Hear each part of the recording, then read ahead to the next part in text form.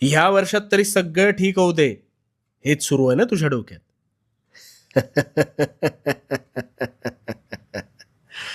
पलटतील. तुझ्या नशिबाचे फासे सुद्धा निश्चित पलटतील. कसे ते सांगतो. आता प्रामाणिकपणे शांत चित्ताने ऐक. तुझे प्रश्न सुटतील. सगळ्यात आधी एक गोष्ट ध्यानात घे.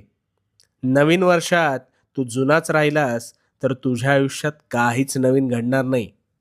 गोंधळलास ना? आता एक गोष्ट ऐक. दोन घनिष्ठ मित्र होते. एक हलाखीच्या परिस्थितीतून संघर्षातून जात होता, तर दुसरा ऐशोआरामी जीवन जगत सुखाचा उपभोग घेत होता.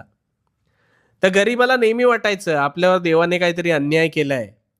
पण हा श्रीमंत मात्र कधीही उठायचा, कधीही झोपायचा, आयते अरबट चरबट खायचा. काही वर्ष सरली. गरीब मेहनत करत होता,